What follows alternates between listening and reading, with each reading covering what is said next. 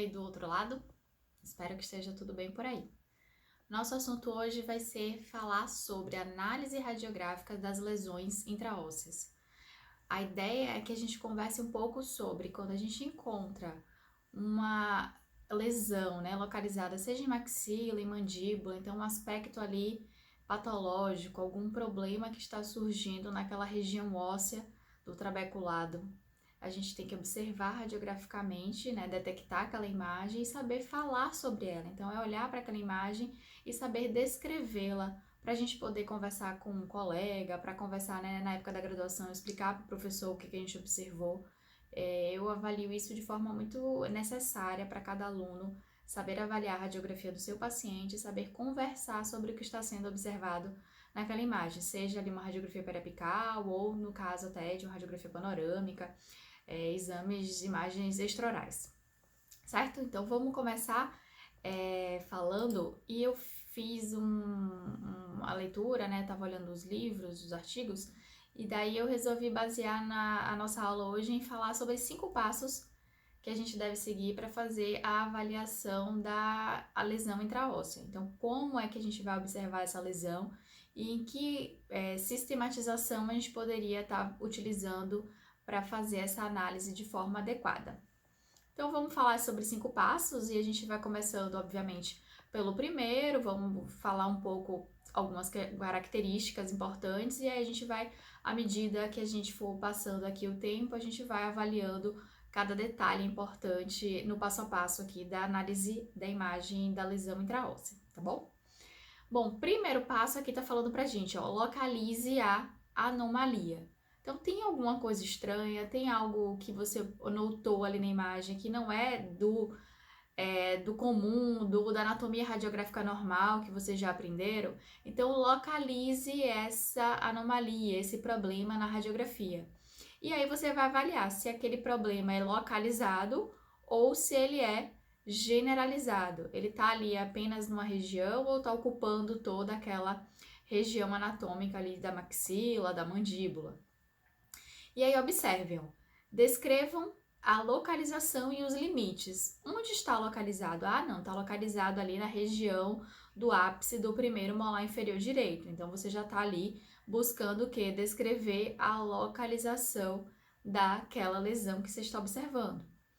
Se ela for uma lesão localizada, a gente pode ter a característica dela ser unilateral ou bilateral. Então, ou ela está de um lado ou ela pode estar de dois lados.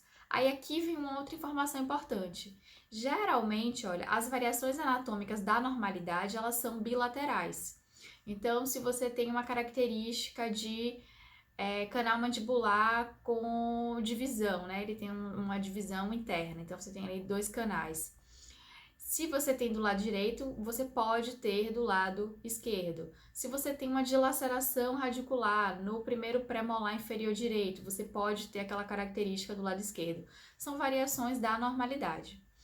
Agora, as condições de anomalias estão mais relacionadas a uma característica de unilateralidade.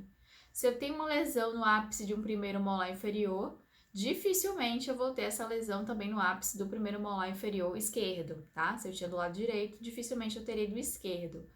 Você tem uma característica de bilateralidade, como eu já disse, sobre as variações da normalidade.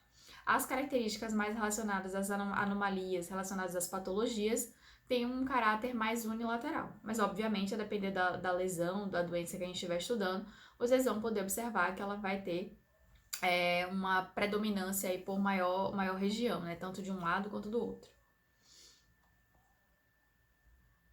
Avaliar a posição em maxila ou mandíbula, Está localizada em maxila, está localizada em mandíbula. Essa alteração, ela está em região de tecido mole ou ela está em região óssea? Lembrando que as nossas radiografias, elas vão permitir para a gente uma avaliação mais detalhada de estruturas ósseas, A gente consegue avaliar tecido duro, então a gente avalia osso, a gente avalia dente. As características relacionadas a tecido mole, a gente não vai ter, uma possibilidade de avaliar com grande detalhe, e aí tem outros exames para a gente poder trabalhar lesões em tecido mole, mas se a gente tem uma lesão óssea, aí a gente já sabe que radiograficamente a gente consegue fazer ali uma análise mais detalhada. As lesões ósseas, a gente consegue ali estimar ou estipular onde é o ponto de origem, né? Onde essa lesão ali tem uma relação inicial para estar acontecendo. E o ponto de origem pode indicar para a gente o tipo de tecido que aquela alteração é composta. Então, se é uma alteração que tem origem com tecidos odontogênicos, né? Então, ali vai ser uma lesão odontogênica, que vocês vão poder estudar isso mais para frente, lá nas patologias, lá em cirurgia, né? Quando vocês estudarem tratamento delas, vocês percebem que ela tem uma origem em tecido odontogênico, então a gente está falando de uma lesão odontogênica. Eu vou falar um pouco sobre isso aqui, olha. Por exemplo, quando a gente tem uma lesão de origem na parte, olha, coronal do dente. Então, a gente está falando ali com uma relação de uma lesão próxima à região de coroa do dente. Isso mostra pra gente que essa lesão, ela tem uma característica, olha, certamente de formação de epitélio odontogênico. Então, lembra lá atrás da histologia, né, a odontogênese, o desenvolvimento dos tecidos para a formação do dente. A gente pode ter tido algum tipo de alteração, tá? Nos epitélios aqui, odontogênicos, e aí a gente pode ter o surgimento dessa lesão, que geralmente tem esse aspecto de envolvimento aqui com a coroa dentária. Eu posso ter lesões também, ó, localizadas acima do canal mandibular, então ali próximo aos ápices dos dentes, e elas também têm uma probabilidade de ter origem em tecido odontogênico. Então, o que eu tenho aqui nessa imagem, dá para observar na panorâmica. Você tem, né, a região aqui dos dentes, né, os molares aqui inferiores do lado esquerdo, e aí, olha, próximo ao ápice deles e acima do canal mandibular, se vocês observarem, olha, o canal foi deslocado aqui para baixo. Então, acima do canal, próxima ao ápice dos molares, a gente tem uma presença de uma lesão. E certamente pela localização, mostra aí que a gente pode ter uma lesão de origem de tecido odontogênica, tá? Lesão abaixo do canal mandibular. Se ela está localizada agora abaixo da parede inferior desse canal mandibular, é improvável que ela tenha origem odontogênica, né? Ela não tem mais proximidade, ó, com tecidos dentários, ela não tem a proximidade ali com o dente. Então, se ela está abaixo da parede inferior do canal mandibular, dificilmente ela vai ter origem odontogênica. Isso daí já vai ajudar a gente o quê? A pensar na nossa hipótese diagnóstica mais para frente. Então, eu olho essa lesão e já começo a pensar, poxa, pela localização dela, ela não deve ter origem odontogênica. Eu já elimino aí todas as lesões odontogênicas e aí vou para o outro grupo de lesões, tá? Não odontogênicas. Posso ter também a lesão localizada no interior do canal mandibular. Então, se é uma lesão que está dentro, né, entre as paredes superior e inferior do canal mandibular, provavelmente ela tem origem ou neural ou vascular. Porque é só a gente associar o que tem dentro do canal mandibular, qual é o conteúdo do meu canal mandibular, o que passa nesse canal mandibular. Vascularização, não é isso? E inervação, lembra lá atrás, nervo alveolar inferior, a gente estudou a divisão dele, né? Lá na frente no forame mental ele vai se ramificar e ele dali do interior do canal ele emite, né, ramos para os dentes. Então, nesse espaço do canal mandibular que apresenta inervação e vascularização, a gente pode ter o surgimento de uma lesão que vai ter certamente origem neural ou vascular. Aqui, ó, na imagem, o que a gente tem? A gente tem um canal, olha, parede superior, parede inferior, e de repente há uma expansão das paredes. Olha, a parede vai parar aqui em cima, outra aqui embaixo, e uma imagem aqui no interior do canal mandibular. Lembrando que a gente já estudou a anatomia normal do canal, a gente olha para isso daqui e certamente chama logo a nossa atenção. Porque dentro das características da normalidade, esse aspecto aqui não é natural. E quando a gente está falando da maxila, né, o arco superior, a gente pode ter lesão localizada no interior do seio maxilar. E essa lesão dentro do seio maxilar, que ela tem ali como seu ponto de origem, ela não é de origem odontogênica, né? Ela tem uma lesão localizada em seio que não tem relação com dente. Ao contrário de situações onde a gente pode observar uma lesão partindo de um tecido odontogênico, uma lesão então que está ali próxima ao dente, começando a partir da região do dente, e ela cresce e atinge a região do seio maxilar.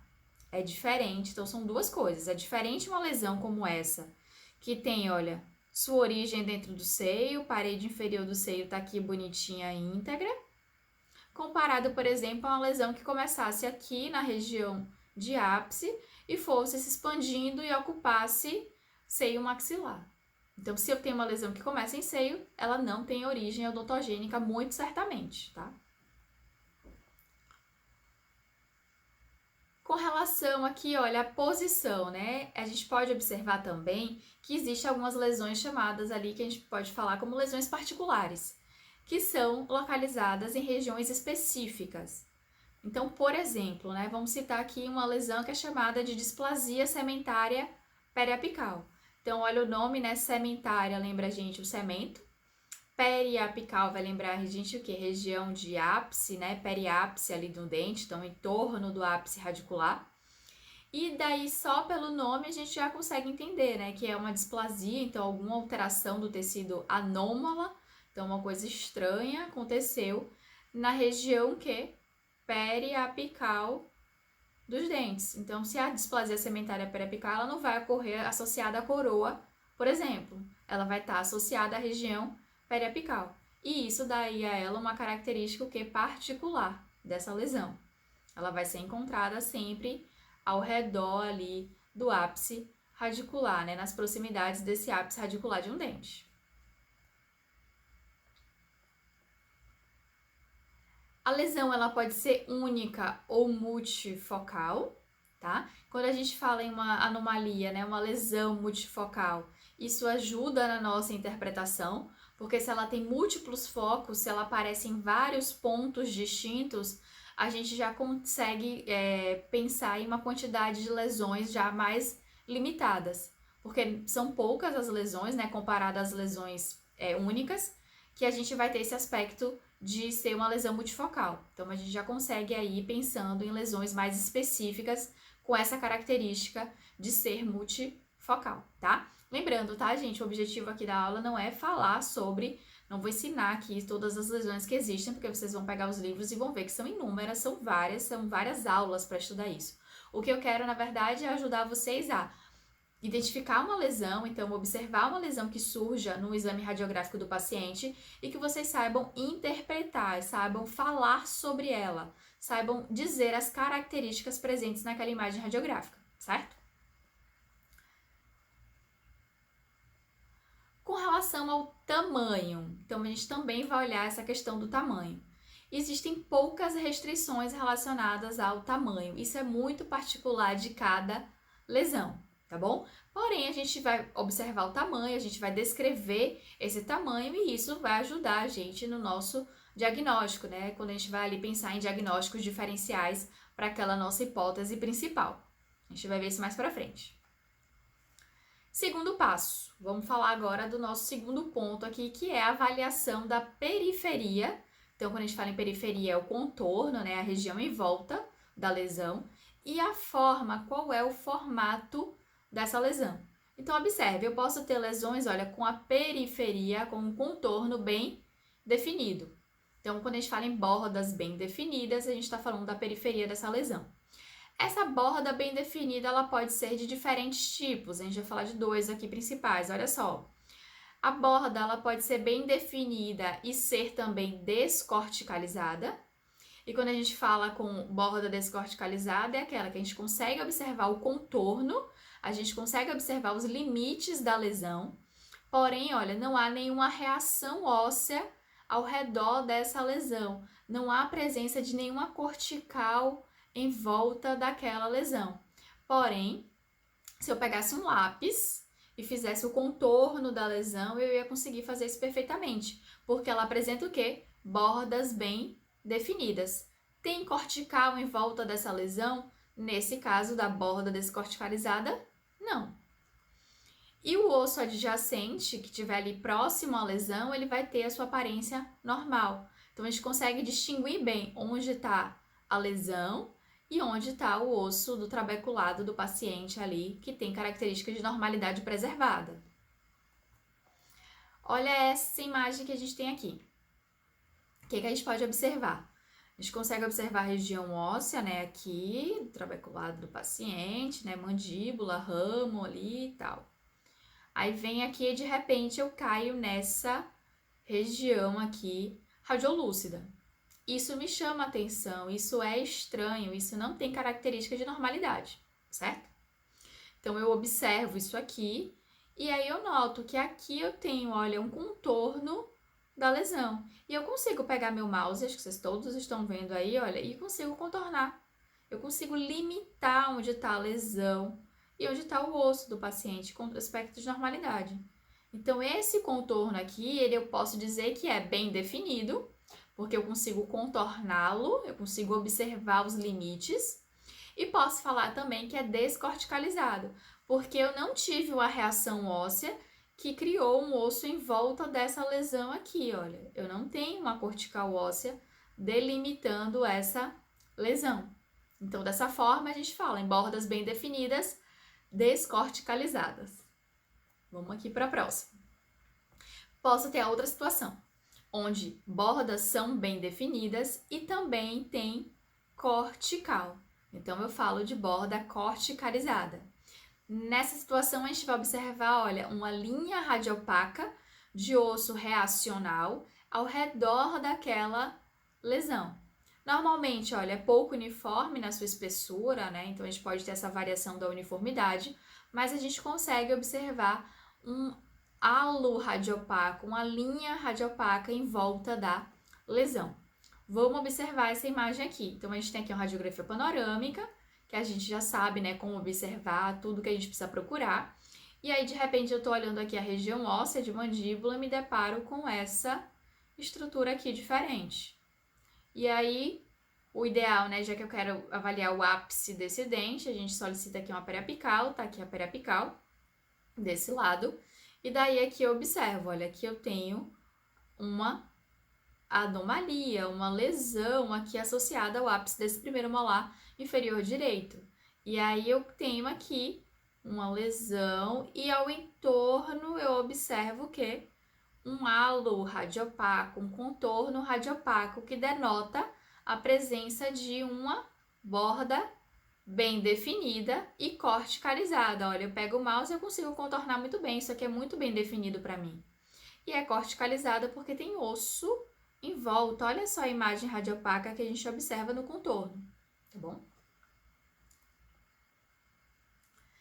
Em algumas situações, e aí para, né, a gente pontuar um detalhe a mais, a gente pode ter lesões radiopacas, né, que pode ter ali em volta dela uma cápsula de tecido mole. Então, eu posso ter tecido mole envolvendo ali aquela lesão, perdão. No entorno da lesão, você tem uma cápsula, né, um tecido mole ali em volta, e isso vai gerar pra gente uma linha radiolúcida, tá? Ou radiotransparente, como tá aqui. Se eu tenho tecido mole, a gente sabe que o feixe de raio-x vai ter facilidade para penetrar. Então, a imagem gerada vai ser uma imagem radiolúcida. Em algumas situações, vocês podem ter essa periferia mais corticalizada, o halo radiopaco, e também um halo radiolúcido. Vamos ver aqui. Olha só nessa primeira imagem, presta atenção.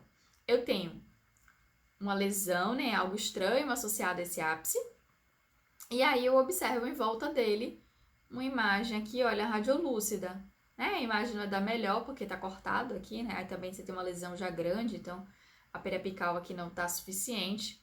Mas aqui também, olha a imagem radiolúcida que a gente tem aqui, ó. Isso aqui dá uma característica mostrando pra gente que a lesão, certamente ela tem um envolvimento de tecido mole, além de ter o envolvimento aqui, ó, do halo radiopaco ao seu redor, tá? E aqui também uma outra lesão onde eu tenho um contorno radiolúcido, mostrando aqui a ideia de uma cápsula, né, um envolvimento de tecido mole para essa lesão. Então, a gente teria aqui um halo radiolúcido contornando uma lesão radiopaca. Então, aqui no caso é uma lesão radiopaca com um halo radiolúcido, tá bom? Posso ter aquela situação de bordas mal definidas. Então, a gente falou de bordas bem definidas, que pode ser corticalizada e pode ser não corticalizada. tá? E aí a gente até comentou sobre a situação onde a gente vai ter uma borda ali de tecido mole que vai gerar um halo radiolúcido, ok? Agora eu estou falando de situações de bordas mal definidas. Quando eu tenho bordas mal definidas, é aquela situação onde a gente tem uma borda difusa. A gente tem ali uma dificuldade em limitar a lesão, a transição existente entre o osso normal do paciente e o osso que está contido na lesão é difícil de ser observada. A gente tem ali uma mistura que a gente não consegue fazer a mesma coisa que eu fiz anteriormente, de pegar o mouse e contornar, tá? Tá relacionado a bordas invasivas e isso certamente mostra ali pra gente uma característica de lesão com crescimento rápido, que tem ali uma questão relacionada também a um potencial de malignidade dessa lesão. Então, olha só essa outra imagem aqui, bordas mal definidas. O que eu tenho aqui? Olha só a região de trabeculado, olha a crista óssea aqui e tal. Só que olha o que acontece aqui, tem uma imagem muito radiopaca, né? O osso perdeu aquele aspecto, olha, dos espaços medulares radiolúcidos e ficou muito radiopaco aqui nessa região. E se eu pego o meu mouse, eu não consigo delimitar muito bem onde está essa lesão. Eu não consigo de fato saber onde é o osso aqui da lesão e o osso do trabeculado normal do paciente. Eu tenho dificuldade nesse contorno, por isso a gente vai falar em lesão ali de bordas mal definidas, certo? Com relação à forma, a gente fala também de formato circular. Aí quando a gente tem uma imagem onde a gente observa um formato ali arredondado, né? Uma característica muitas vezes associada a cistos. Vocês vão estudar aí também, a gente tem os cistos, né, odontogênicos e a gente tem vários tipos de cistos que tem esse aspecto aí circular, arredondado. A depender, a gente vai ter imagens ali mais ovaladas, mas tudo aí mantendo essa característica no formato. A gente pode ter também, olha, a forma do tipo festonada, e aí é aquela situação onde a gente tem vários semicírculos, né, uns arcos ao redor da lesão. Eu geralmente costumo falar que é como se fosse aquele desenho que fazia na escola, não sei se todos vocês já fizeram, mas a gente fazia, na minha época, a nuvem. Fazia uma nuvem de um lado, uma nuvem do outro, e fazia um arco-íris ligando as duas nuvens. E a nuvem era feita com esses, né, semicírculos ali, uns arcos fazendo sua união.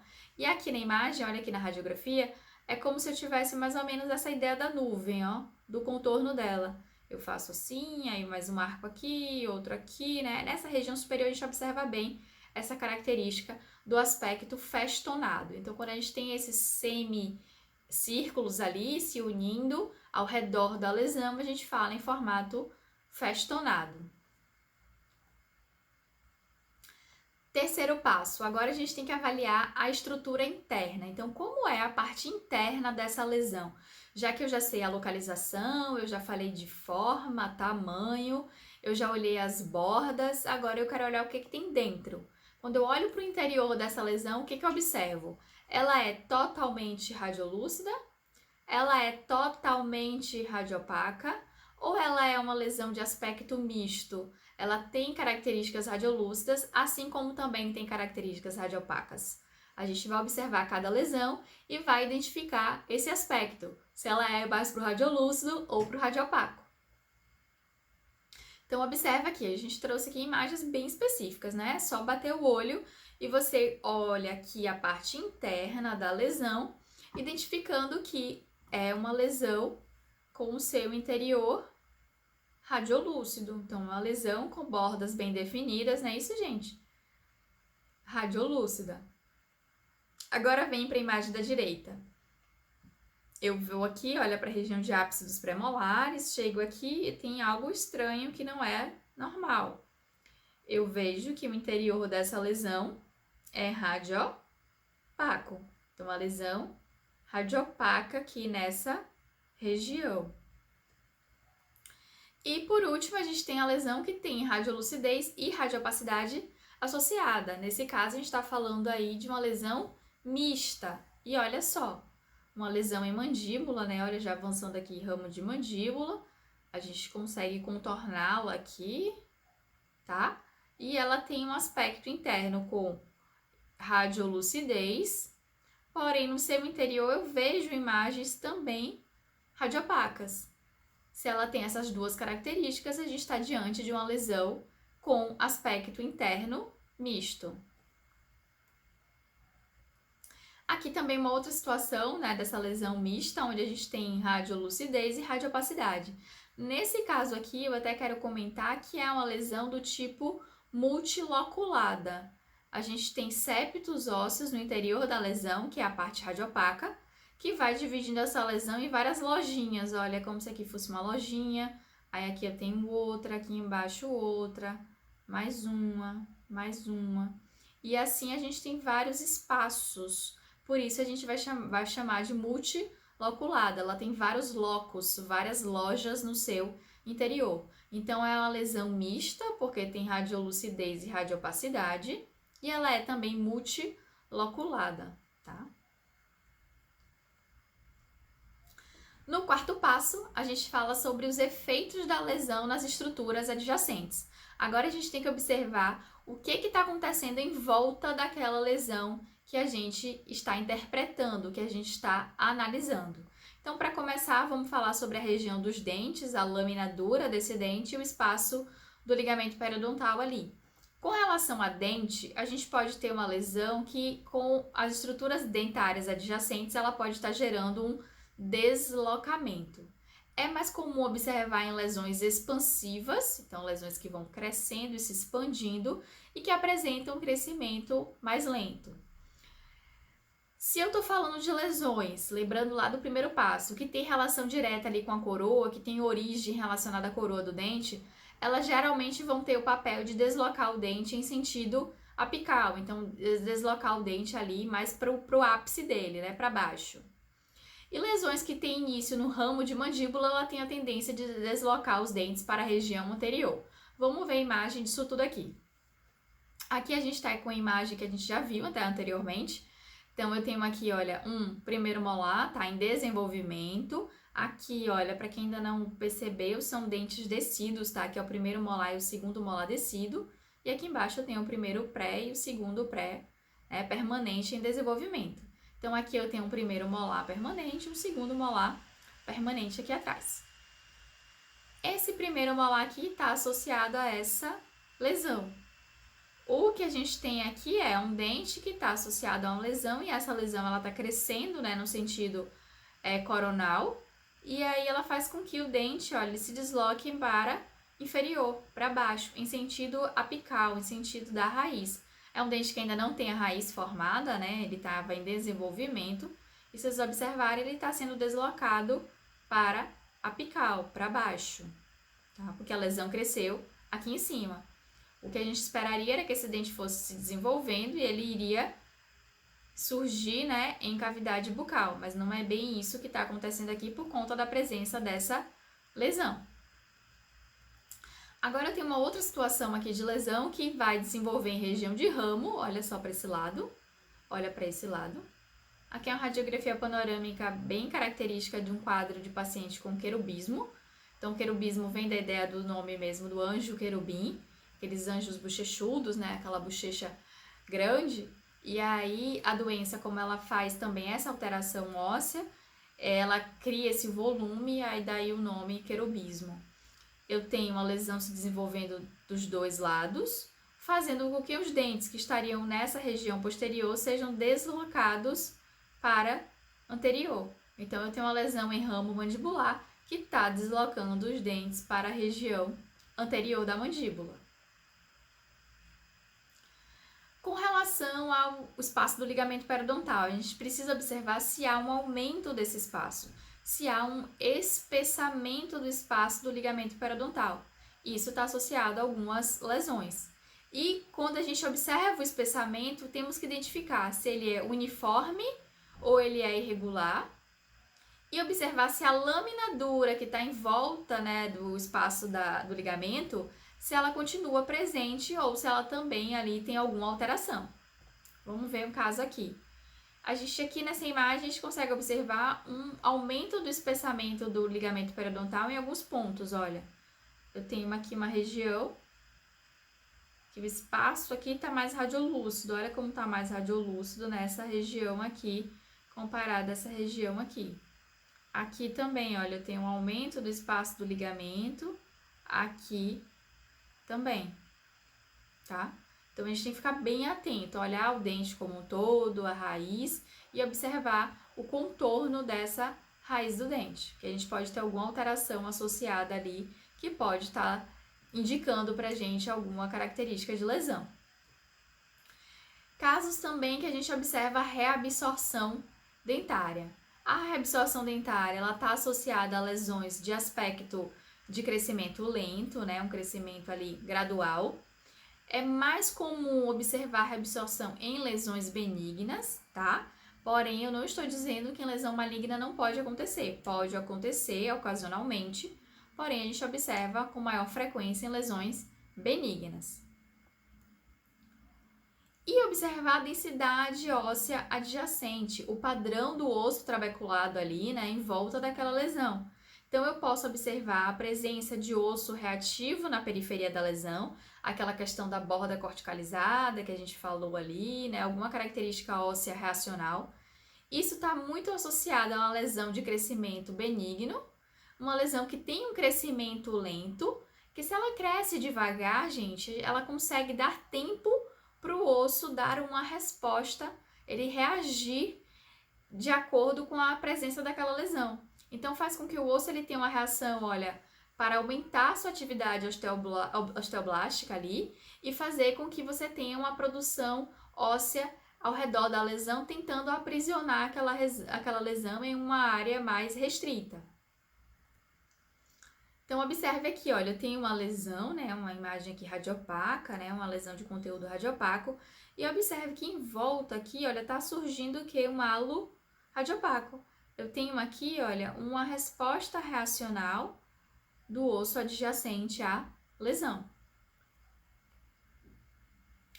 Posso ter consequências também, olha, em relação ao canal do nervo alveolar inferior, né, o canal mandibular, e o forame mentual. A gente pode observar um deslocamento para superior do canal mandibular, então ele está sendo jogado para cima. Posso observar um alargamento do canal mandibular, que significa isso, um aumento do seu espaço interno, porém mantendo as corticais íntegras. E eu posso ter também um aumento do espaço interno do canal mandibular e gerar ali uma destruição das corticais, da parede superior e da parede inferior desse canal. Isso está muito associado a lesões de aspecto com malignidade. Então, olha aquela imagem que a gente viu, né, quando a gente falou de lesão que ocorre dentro do canal. Eu estou aqui diante de uma lesão dentro do canal mandibular que está expandindo as suas paredes, porém as paredes continuam preservadas. Eu observo ali elas ainda íntegras no interior do canal. Com relação ainda à cortical óssea externa e as reações periosteais, né, o periósteo, ali em volta dessa lesão, a gente pode ter que a cortical ela pode ser remodelada, tá? Em resposta a uma lesão, a gente pode ter essa remodelação da cortical. Uma lesão de crescimento lento, ela vai dar tempo para aquele periósteo responder e aí ter uma neoformação óssea em volta ali da lesão. E a lesão de crescimento rápido, ela não dá tempo para isso. Então, lesões rápidas, elas não dão tempo de ter uma reação osteoblástica para fazer ali um envolvimento da lesão com o osso, e aí a gente geralmente vai ter lesões de crescimento rápido sem a presença do halo radiopaco. Tá? E por último, no quinto passo, naquele momento já caminhando ali para o final da sua interpretação, você tem que formular agora sua hipótese, né? Sua interpretação radiográfica. Então, você fez toda aquela análise e agora você quer trazer ali para a sua avaliação uma hipótese do que aquilo que você está observando é. Então, isso daqui é um cisto periapical? Não. Será que isso daqui é uma ameloblastoma? Não. Será que isso aqui é um mixoma odontogênico? As características vão fazer com que você chegue nesse último passo da interpretação daquela lesão observada. E é importante observar que vocês não devem fazer a interpretação com base em uma única observação. Então, eu já fiz o primeiro passo. Eu vi que a lesão está localizada no ápice do primeiro molar inferior. Então isso aqui é um cisto periapical, certeza. Calma, vamos observar as bordas, vamos observar o conteúdo interno, vamos observar os efeitos dessa lesão nas estruturas adjacentes. E aí sim a gente vai unindo mais informações para pensar numa hipótese. Essa habilidade, gente, de dar ali um significado, de elaborar uma hipótese, ela vai vindo com base na experiência. Então, vocês vão começar a olhar várias lesões, vão começar primeiro a estudar as lesões, né? Vão ter que estudar o que são as lesões, os tumores odontogênicos, não odontogênicos, os cistos e por aí vai. E aí sim, com a prática, vocês vão elaborando hipóteses diagnósticas com mais facilidade.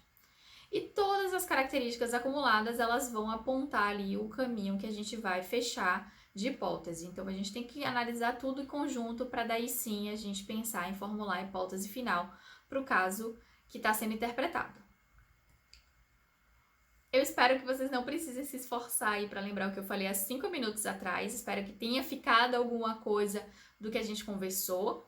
E para fechar, então, se alguém esqueceu, eu vou fazer um resumão final dos 5 passos, tá bom? Então, para começar o primeiro, localize a lesão que você identificou ali na radiografia.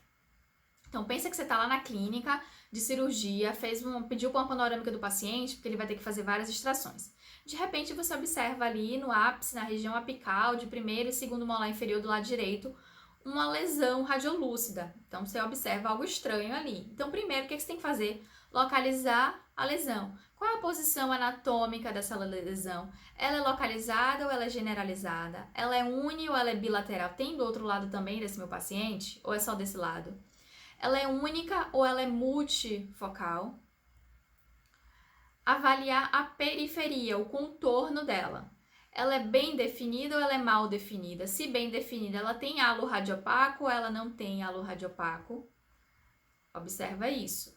Avaliar a forma. Ela é circular, ela é arredondada, é ovalada, ela é festonada, ela tem aqueles aspectos de arcos ao redor da lesão. Ela é irregular, eu não vejo ali formato nenhum definido ao redor da lesão. Terceiro passo, avalie a estrutura interna. Internamente, como é que ela é? Radiolúcida? Radiopaca? É mista? Tem radiolucidez e tem radiopacidade, professora? Não, não tem. Então, olha internamente e cria ali a sua interpretação, a sua avaliação para o que você vê. Quais são os efeitos dessa lesão ao redor dela? Então, quarto passo, avalie os dentes ao redor da lesão, a lâmina dura, o espaço do ligamento periodontal. Se em mandíbula, avalie canal mandibular, forame mentual. Se em maxila, olhe o seio maxilar. Observe a densidade do osso em volta da lesão. Observe a cortical óssea externa a essa lesão. Bom, e por fim, formule a sua interpretação radiográfica. Então, associe todas as informações coletadas, nos passos anteriores e elabore a sua hipótese diagnóstica. Diante de tudo que eu observei, as características indicam para a gente que essa lesão aqui é um cisto dentígero, mas pode ser também um queratocisto odontogênico. Eu vou ter ali como diagnósticos diferenciais também outras possibilidades de lesões. Espero que vocês tenham, gente, hoje ficado com essa informação. A ideia era que vocês conseguissem avaliar uma lesão, interpretá-la com as características radiográficas, olhando o contorno, olhando o interior, falando sobre os aspectos de radiolucidez, de radiopacidade, daquela lesão que vocês estão estudando, para que vocês possam ter esse arsenal aí radiográfico, de interpretação, quando vocês estiverem avaliando qualquer tipo de lesão que possa surgir. Talvez vocês pensem assim, mas não é comum, a gente vai observar mais lesão de cárie, vai ver dente, que tá precisando extrair, mas vai acontecer, tá? Um paciente ou outro vai aparecer um dia e vai ter uma lesão. E aí, como é que eu vou conduzir o caso? Como é que eu vou avaliar as características? Como é que eu vou pensar em hipóteses para aquela lesão? Então, a ideia foi falarmos um pouco sobre isso, sobre as características que vão ajudar a interpretarmos as lesões com localização ali óssea, tanto em maxila ou em mandíbula. Então, as referências, obrigada pela atenção de vocês. Qualquer dúvida podem falar comigo e a gente se vê na próxima aula. Tchau, tchau!